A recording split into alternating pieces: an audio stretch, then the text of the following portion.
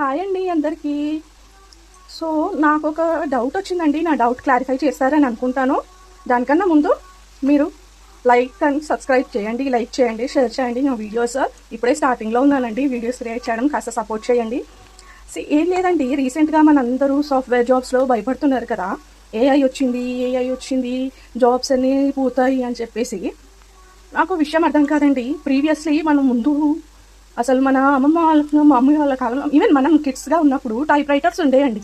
Type రైటర్స్ని computers replace చేసాయి. Typewriters పోయి కంప్యూటర్స్ వచ్చినప్పుడు జాబ్స్ పెరిగాయా తగ్గాయండి? ఆబ్వియస్లీ పెరిగాయి. సో ఇప్పుడు ఏఐ వచ్చింది జాబ్స్ పోతాయి అంటారు.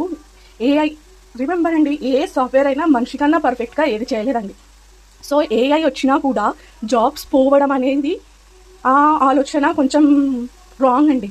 ఏఐ వచ్చింది ఎక్కడ, మన వర్క్ని ఇంప్రూవ్ చేయడానికి ఏఐ వాడతాం మనం, అంతేగాని మన జాబ్స్తో ఏఐకి సంబంధం లేదండి. ఏఐ అన్ని పర్ఫెక్ట్గా చేస్తుందని కాదు, సిస్టమ్కి మనం కమాండ్స్ ఇచ్చినప్పుడు ఆ కమాండ్ని బట్టి తన ప్రిడిక్షన్స్ మనకి ఇస్తుంది ఏఐ. సో మనకి ప్రిడిక్షన్స్ ఇచ్చిన తర్వాత ప్రిడిక్షన్స్ కరెక్ట్ ఉండొచ్చు, కరెక్ట్ ఉండకపోవచ్చు, అవి మళ్ళీ ఫైనల్గా చెక్ చేసేది man power. So jobs AI వస్తే జాబ్స్ పోతాయి అనే ఆలోచన అయితే రాంగ్ అండి. మరి మీ అభిప్రాయం ఏంటో కామెంట్ చేయండి. ఇన్ కేస్ నేను ఏదైనా తప్పుగా నా అభిప్రాయం రాంగ్ అనిపిస్తే మీ అభిప్రాయం ఏంటో కామెంట్ చేయండి. అండ్ దానికన్నా ముందు లైక్, షేర్, సబ్స్క్రైబ్ చేయండి, సపోర్ట్ చేయండి.